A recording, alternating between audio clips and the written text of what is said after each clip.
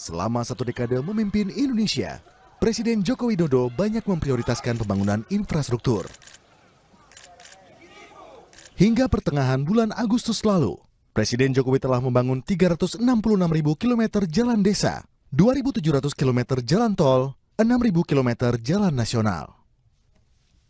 Jokowi juga membangun 50 bandara dan pelabuhan baru, serta 43 bendungan. Selain itu, Presiden Jokowi juga menginisiasi pembangunan Ibu Kota Nusantara yang saat ini terus dikebut pembangunannya.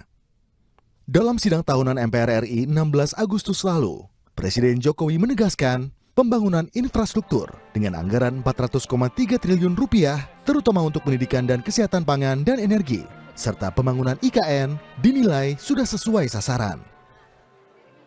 Pembangunan infrastruktur dianggarkan sebesar 400,3 triliun rupiah, terutama untuk infrastruktur pendidikan dan kesehatan, infrastruktur konektivitas, infrastruktur pangan dan energi, serta keberlanjutan pembangunan IKN.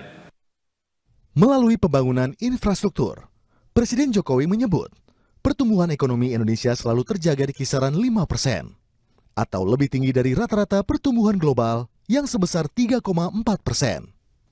Ekonom Selyos Bima Yudhistira menilai, pembangunan selama 10 tahun pemerintahan Presiden Jokowi belum mampu memenuhi kebutuhan kalangan industri.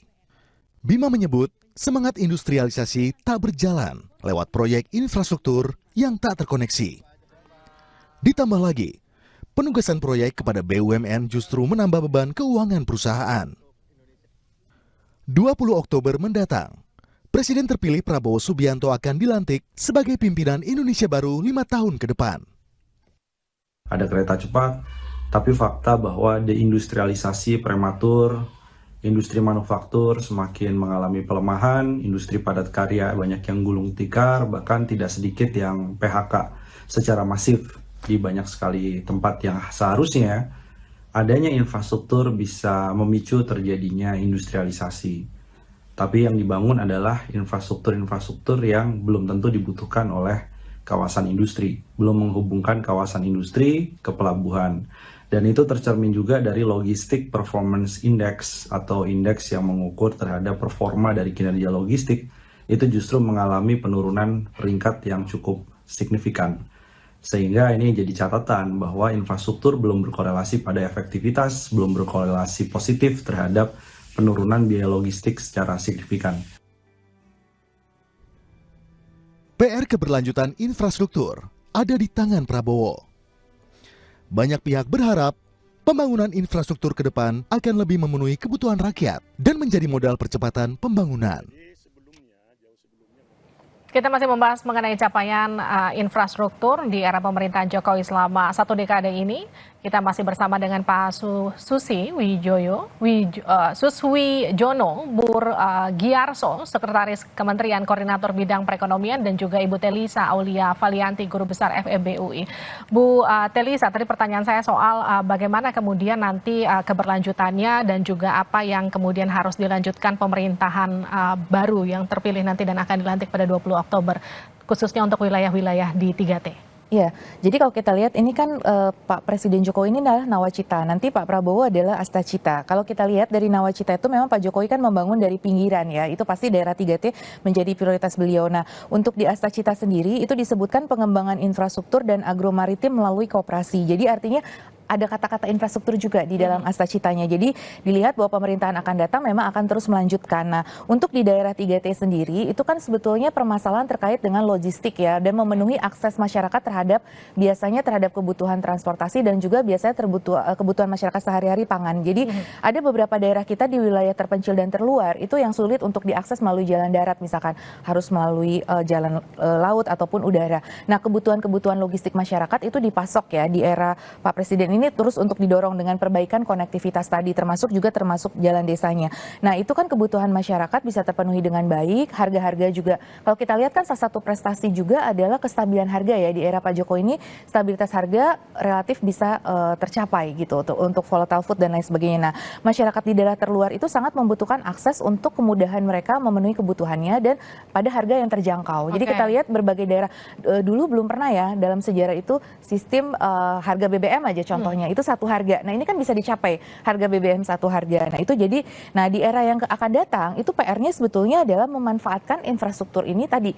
Kalau ada pendapat ekonom yang menyatakan belum terkoneksi dan sebagainya, tentu memang nggak ada yang sempurna dan semua butuh proses. Jadi artinya bahwa kebutuhan-kebutuhan industri itu apa, dengan adanya logistik yang makin baik, industri kan juga akan makin baik. Nah itu harus dilanjutkan karena sejalan dengan Astacita kan hilirisasi industri. Nah nanti infrastruktur yang sudah ada itu bagaimana dimanfaatkan untuk mendukung proses industrialisasi ini, seperti itu. Kalau saya melihat perlunya seperti itu. Saya ke Pak Susi. Pak Susi, kan selama ini kita hanya mendengar dengan istilah biasa pembangunan infrastruktur itu Jawa sentris, hanya terpusat di Jawa. Tapi di era Pak Jokowi kemudian menjadi Indonesia sentris. Bagaimana kemudian ini nanti bisa kalau melihat dari indikator keberhasilannya dan kemudian nanti bisa dilanjutkan kembali lagi di pemerintahan terpilih mendatang?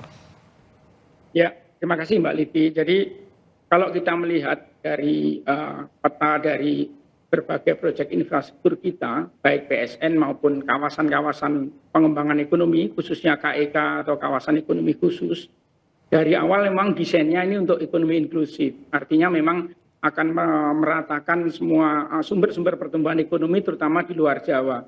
Saat ini dari 22 KEK yang beroperasi juga 15 ada di luar Jawa. Demikian juga dengan beberapa daerah 3T tadi yang di awal disebutkan Mbak Livi, pembangunan 15 PLBN itu betul-betul didorong untuk juga menjadi sumber pertumbuhan ekonomi baru di kawasan-kawasan perbatasan.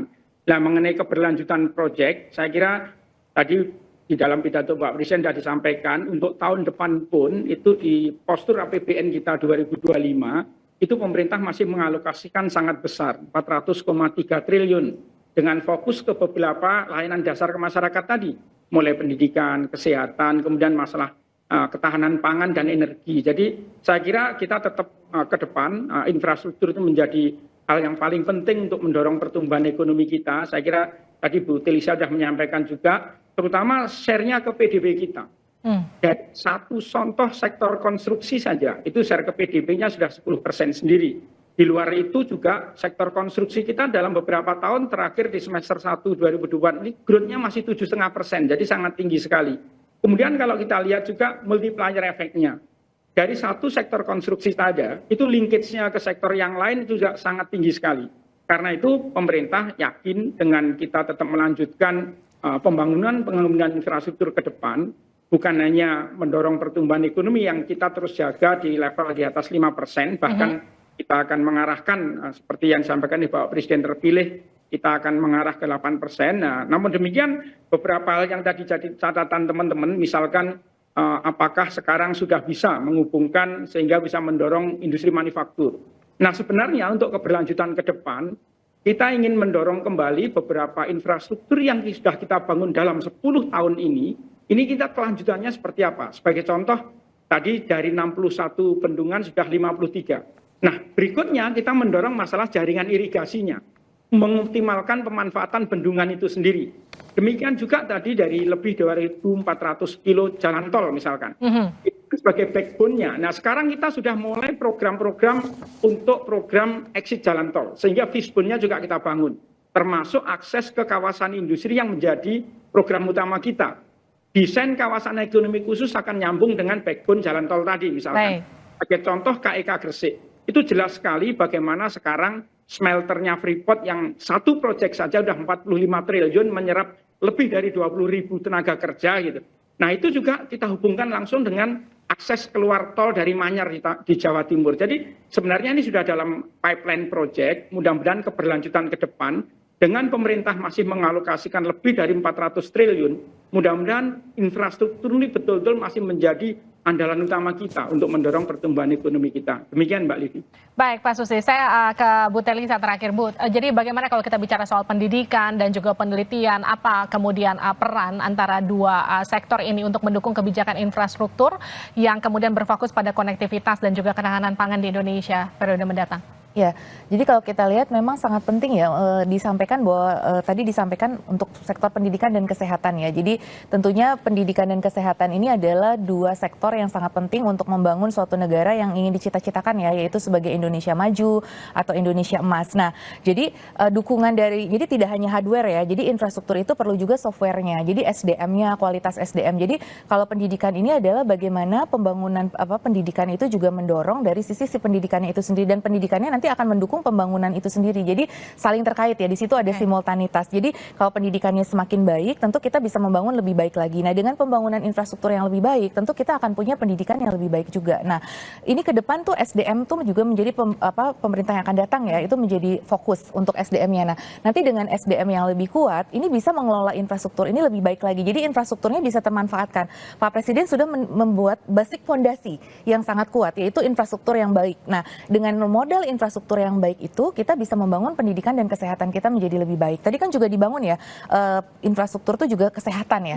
Kita kan cukup besar ya, apalagi waktu COVID itu juga puskesmas kita jumlahnya meningkat. Terus ada undang-undang kesehatan, nanti kita kekurangan layanan tenaga medis sudah disiapkan. Nah, tenaga medis kita juga meningkat. Nah, dengan masyarakat yang lebih sehat, masyarakat yang lebih berpendidikan, kita bisa growing lagi. Tadi disebutkan targetnya 8%. Nah, ini sebagai model kesejahteraannya itu holistik. Jadi bukan hanya kesejahteraan dari ketersediaan infrastruktur fisik itu sendiri ya, tapi impact yang ditimbulkan secara holistik ya. Kemudian juga dari sisi SDM-nya sendiri, ada kemajuan dari sisi SDM, masyarakat juga menjadi lebih sejahtera. Karena kan kita sendiri merasakan ya, kayak saya sendiri nih merasakan ada kereta api cepat ke Bandung gitu misalkan, itu sangat mudah. Kita cukup bangga, bukan hanya Jepang yang memiliki Shinkansen, akhirnya Indonesia juga memiliki, dan itu sangat efisien banget untuk mobilitas kita kayak gitu. Nah, itulah hal-hal yang harus diukur bukan hanya secara ekonomi, secara kuantitatif, tapi juga secara kualitatif juga untuk kesejahteraan masyarakat secara holistik seperti itu. Oke, terima kasih Ibu Telisa, terima kasih juga Pak Susi. Yang pasti dengan anggaran 400,3 T nanti di 2025 diharapkan nanti pembangunan infrastruktur akan tetap jadi fokus untuk pembangunan terutama untuk masyarakat kita di wilayah 3T. Terima kasih sudah bergabung bersama kami di Sapa Indonesia. Malam sehat-sehat selalu. Terima kasih. Usai jeda di Sapa Indonesia, malam kita kembali dengan informasi didasari isu kesejahteraan hakim soal gaji dan tunjangan yang belum naik selama 12 tahun terakhir. Sejumlah hakim di Pengadilan Negeri Gorontalo berencana cuti massal sebagai bentuk protes pada pemerintahan. Kita kembali usai jeda.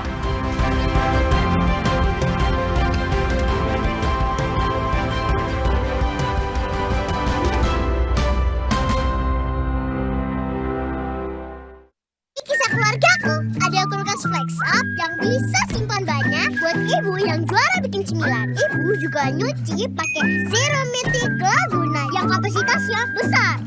Karena Polytron semua rasa on. Pemirsa, telah terjadi fenomena hujan mulai menghebohkan seluruh Indonesia dan juga mancanegara. Ya benar, pantauan di lapangan juga berhasil menangkap kegembiraan masyarakat. Ternyata fenomena ini karena Brimo Festival bisa langsung berlimpah hadiah. Yuk, pakai Brimo. Untung aku udah pakai Brimo. Kamu udah belum? Udah live, Mbak. Brimo.